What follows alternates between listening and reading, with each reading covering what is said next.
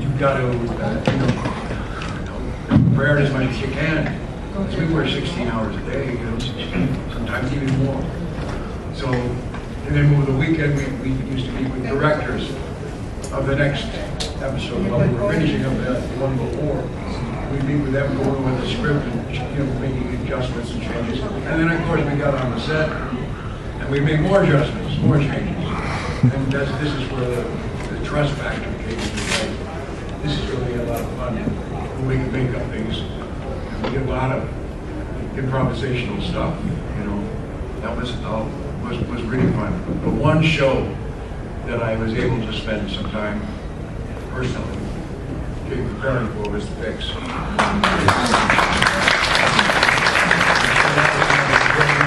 Rehab center, and went through this whole thing. No, I didn't have to do that. I never touched that shit.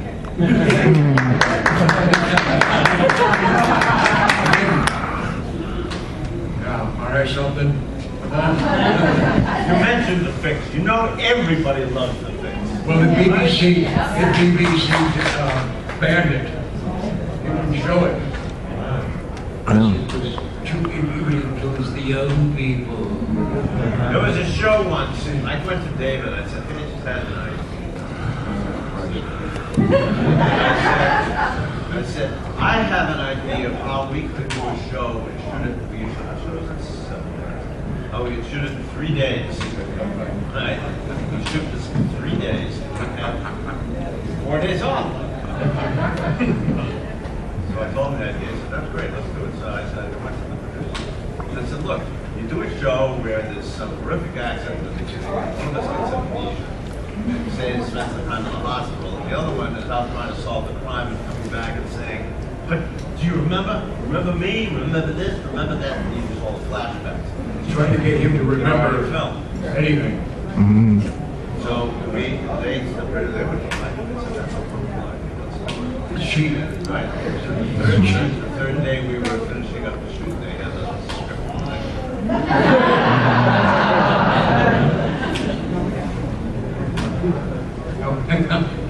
We had some raucous, lovely, wonderfully funny. We did this scene, I remember, we just shot 58 times. Because we couldn't stop laughing. I thought you were going to say 58 times because I kept wanting another take. Yeah, but, getting another take doesn't take the time. It's the time he's taking, he's setting it all up, and that's what takes the time. But in this case, it was like just to look at this idiot. Just, you know what's coming next, and it's just,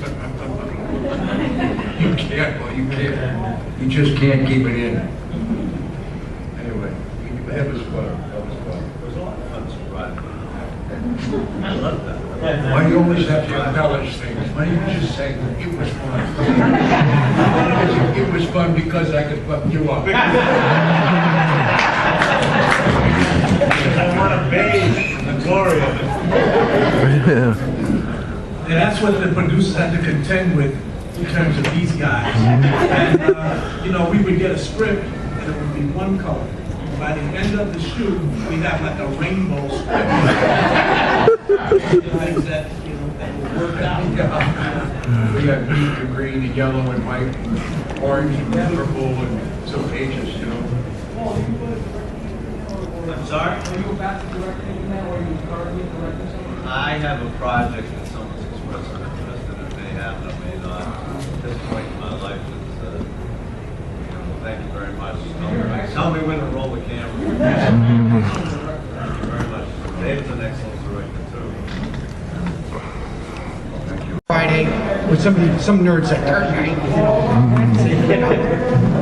and wow, it was really cool. This is Jim Starlin.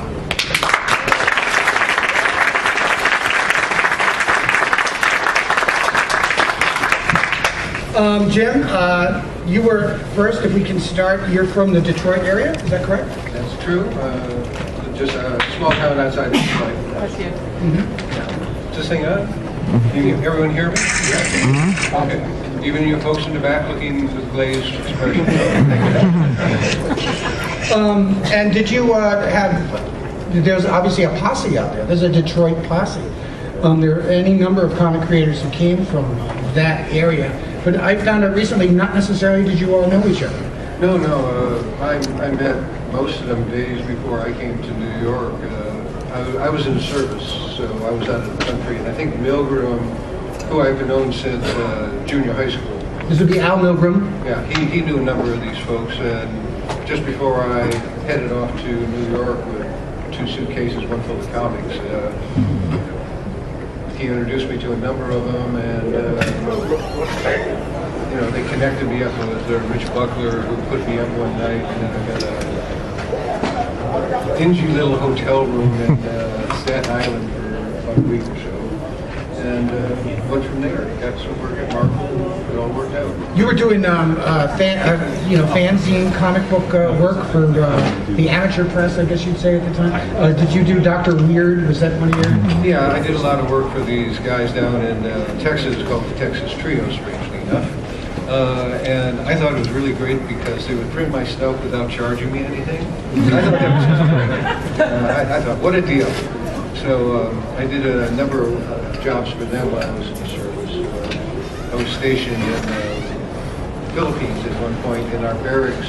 We were an intelligence outfit, so our barracks always had the lights on all day long. And so they let us have these little boxes, which you could construct out of plywood, and everybody else was filling theirs with stereo equipment. I put in a drawing board and sat there doing drawings. They all thought it was nuts. And you were doing sequential work, and who did you hold for your, what did you aspire to be or be like? You know, was it Kirby? Ditko. Kirby Ditko? Yeah. You know, they were my gods. I mean, the time I came in, DC Comics had a lot of characters like Green Lantern and Splash, and they were doing their revival before Marvel got around to theirs. And I always thought they were beautiful looking books, but when Stan and Jack and Steve came along and started doing the Marvel comics, these were suddenly living creatures as far as I'm concerned. So you can't imagine what a change it was. I mean, you look back at it now and it seems like it was always this way, but it was a radical shift in what the things were like. You suddenly cared about this dysfunctional family in the Fantastic Four and this nerdy little teenager. It was quite a pleasant shock. I really fell in love with it. I always wanted to draw comics, but now it became a real passion. So you were in the service? Back the night before. As I said, the project wasn't working. Turned out it was never going to work. There was a basic flaw in his logic and how he wanted to do this. I don't remember the details at this point. But the project was going nowhere. It would never go anywhere. So the physics department said I could start a new project from scratch. New professor, work. I've already been there about 7 years working on grad school. If I picked up a new project where I think they said 8 to 10 hours a day, 6 days a week for 2 years, I could finish it off and get my doctorate. I tried it for a semester, discovered I could not do physics and write at the same time. I had enough time, I just didn't have enough mental energy to do it. So in December of '79, I told the department I was leaving, quitting, and started writing full-time in January of 1980. Anna and I had been married a grand total of 4 months. Her parents were thrilled to death by this. They did come around eventually, but he's going to do what for a living? Worked full-time for a year. Anna had a job. We had some savings, a cheap place to live. Aimed for $1,000 of sales in that first year. If I couldn't do that, I'd probably better give up on this whole thing. We ended the year with $2,000 in sales, so I decided this is worth keeping up with. Kept going. Next year, the first year I wrote all short stories. The second year I would alternate a short story with 2 weeks of working on a novel. Finished it in early 82, trying to figure out how we could market this. And an agent contacted me. He'd been reading my short stories in analog. He was the editor's agent, because Dan Schmidt also wrote science fiction as well as editing analog, and asked if I was looking for an agent. I said, okay, well, here I've got a novel, and he took it and said, okay, it's going to need to be trimmed down, but let me see what I can do. Sold it to the second publisher, he tried it on, and been with him ever since. Star Wars came along in, that's the other question, we'll save it for Star Wars, because that's your next question anyway, save you the trouble of asking it. I finished published 10 novels with a couple of different publishers, Daw and Blue Jay and then Bain. And Jim Bain knew he couldn't meet what my agent was going to want for my next book, so he released me from contract, and Russ was looking around and talking to people, and nobody was really all that interested in Bantam. Said, well, okay, we can do this, and the Blue Jay editor, founder, who is now at Tor, said he was interested in me too, and Russ and I had conversations, and Russ had this wonderful line, you know, I think Frank would give you 5,000 more in advance, but I really think Bantam is the right place for you at this time in your career. So signed with Bantam, 3-book contract. 6 weeks later, got a call from Russ saying, we got a very interesting offer here. It seems that Bantam and Lucasfilm had been in communication, and there was going to be a 3-book continuation of the Star Wars saga, and they were offering it to me. So I talked to Russ for about 45 minutes to an hour, told him I'd give my answer the next day, and I went off and panicked. Because this was a chance to start my career like nothing ever could ever do for me. It was also my chance to fall flat on my face in front of millions of Star Wars fans who would hate me forever. So no pressure? No pressure at all, no. I mean, the two things I knew going into it was I had to find a story I could tell that felt like Star Wars but was not what George Lucas had already done.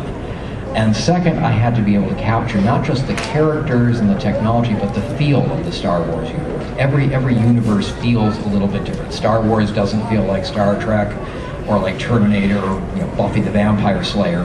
They all have their own feel. And if I couldn't capture the characters and that atmosphere, then I would not be writing Star Wars, I would be writing an adventure of two guys named Han and Luke. Not the same, and it would feel flat, and it would be a waste of everybody's time. So by the next day I had enough of an idea. I thought I can get 3 books out of this, a 3-book saga, and I went ahead and signed. You have to realize that back in 1991 when the book was published, Heir to the Empire was published, nobody knew if Star Wars fans were even out there. I'm going to start, we're going to work our way across with each category. So I'd like to start with the first one, which is the best, it's 5 plus? 5 and under category. And I'm not one to hold on to rivalries, I'm above that. So I'd like to say, where's Captain America? You just won this category, come on down.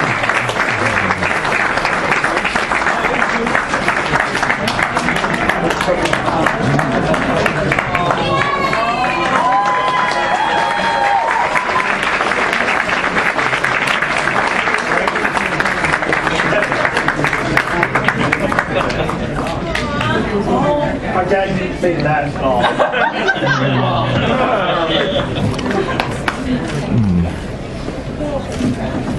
Congratulations. All right, big round of applause.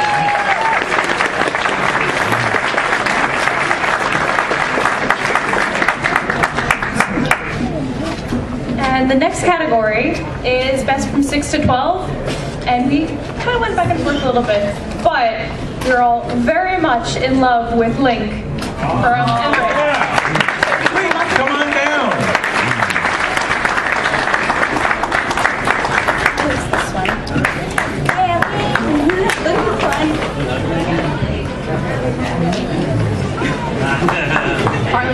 Oh, don't stab her.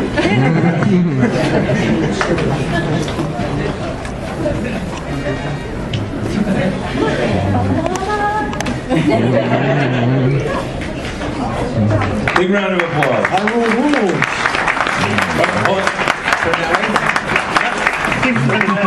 Love this kid. had the right idea. Okay, so the next category is Best Teen. And that's going to go to Kelsey as Neo in the fursuit.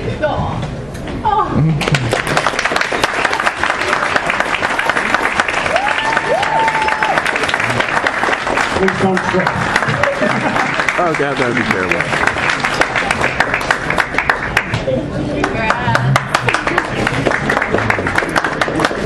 Keep clapping. Nobody told you to stop.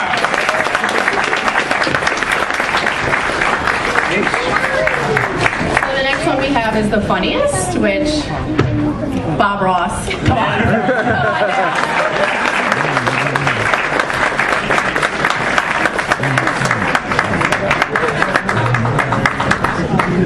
He's like sashaying down to the stage. And strike pose. Come closer. A little pitter patter.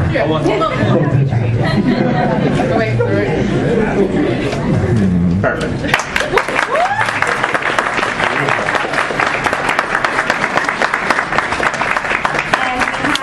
One last category, and that's going to be Best Group, and we're going to give that to Phoenix and X23.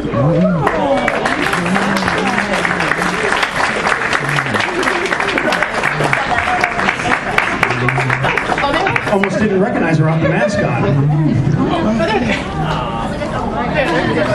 Just hanging out, huh? Hanging out. Candy break. Once we get technical difficulties, move it along. There we go. Awesome. All right, let's get a big round of applause for the winners.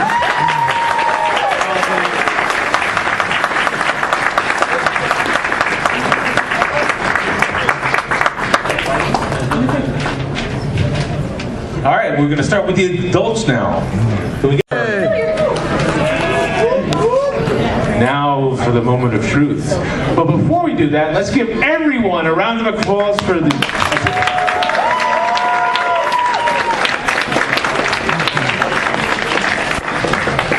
All right, judges, it's up to you now. Up right here. Ladies and gentlemen, the first category we're going to go through is the best parent and child combination. You can do that. Thanks for that. Okay. We did a lot of deliberation about this, and we thought it was very appropriate because they were true to those characters and did an absolutely amazing job. Let's hear it for Back to the Future. Marty, you kids, Marty.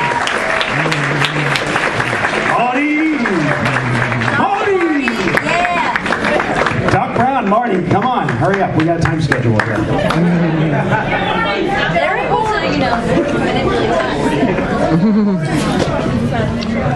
So make it to the DeLorean.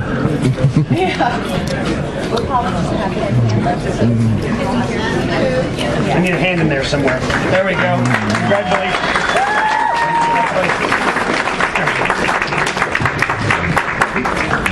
Perfect, guys. All right, big round of applause. Why don't you smile this time? All right, please make your way back. Thank you so much. Perfect. I'll say Yes, dear. perfect. And our next category that we're going to give an award for is Best Comic Character. And we chose Doctor Strange.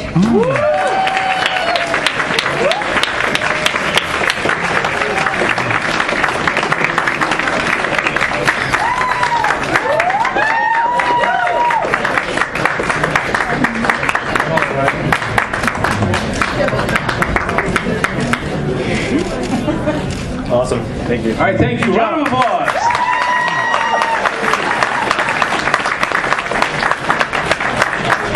So our next category is Best Pop Culture. And this was done by an incredible 15-year-old whose skills just are beyond his age. I believe it was NCR. Was the name of it? Yeah.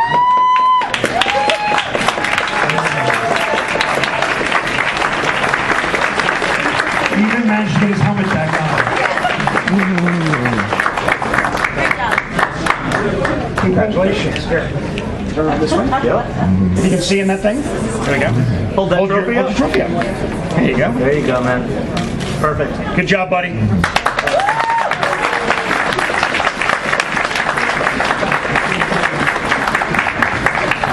the next one we have is Best Couple, and we decided, because we thought they were just so adorable, to go with the Magneto and the Wanda or Jean Grey.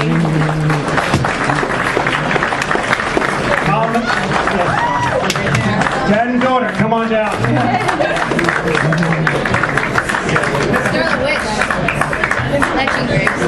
All right, Tony, we know you have mommy issues, but you gotta call her mommy all the time?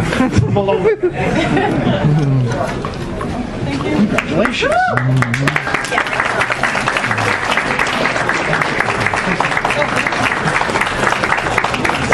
Great. All right, big round of applause.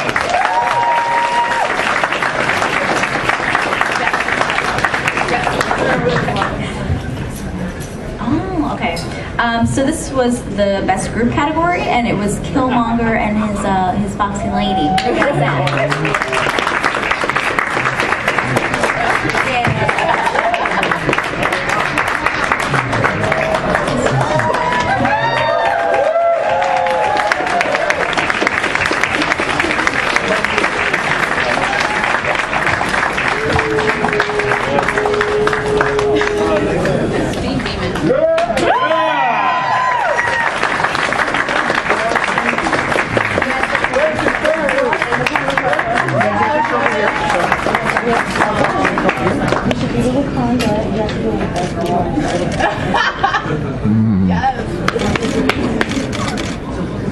Great, guys. All right, big round of applause.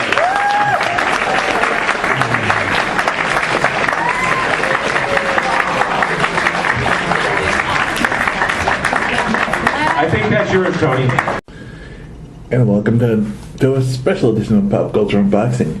And today we got the Fur and Market box for April 2018, theme being Tune.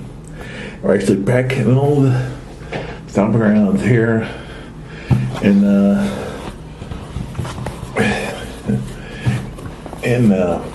Secaucus, New Jersey.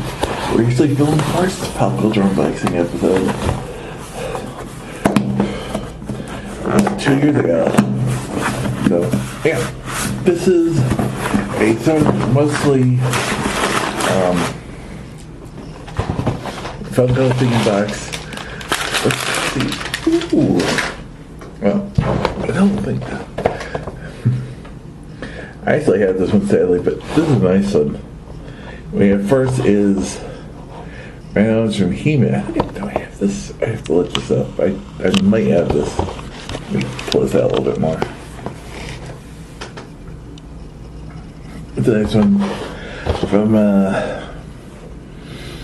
the newer, actually, He-Man release on the back of the shelf, or newer He-Man to show the old ones. These are all very, worth a lot of money. That's fine. Let's see what else we get in here. Oh, look at couple.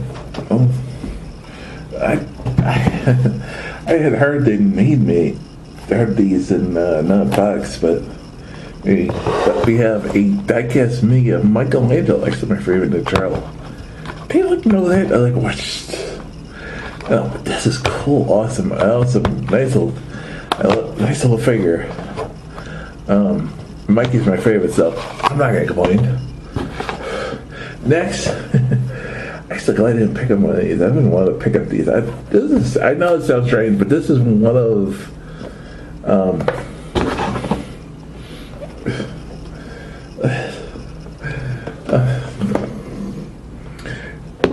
definitely straight. Oh, okay, I'll get that in a second, but I just noticed something.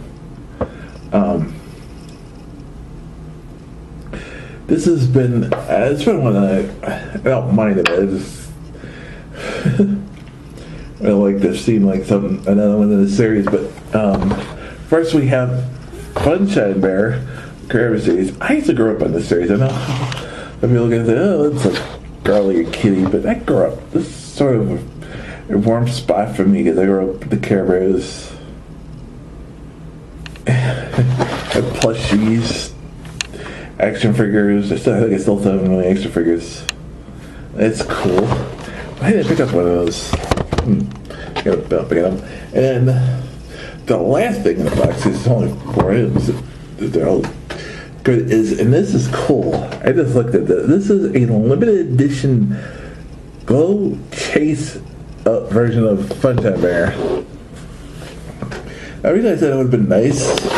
Is like, oh, if you're gonna get a Chase of Funshine, it would have been nice to get like one of the other ones. You gotten also cheer, tender heart, grumpy bear, level out bear, good luck bear. That's why I'm complaining. There's no card. No card. Huh. What the theme next month is. Huh. Listen, following up. Well. But this is nice. This is pretty cool. Limited edition too. That's cool. Again, it's not that I don't like it. Again, it's one of the things that I grew up on, so it's to have a soft spot. It's just since it's like Funshine and Funshine Choice instead of like Funshine, it's just a Chase, and then like one of the bears is the other one. That would have been nice. That's the one thing. Next, I want to show a couple of things I got this today at East Coast Comicon. First, we have from one of the more recent Marvel Legends series is from Marvel Sasquatch series is Domino. As they can make a big screen debut and I already screwed her up in the parts a little bit. I mean, you make your wife's character and cast a black woman and like 11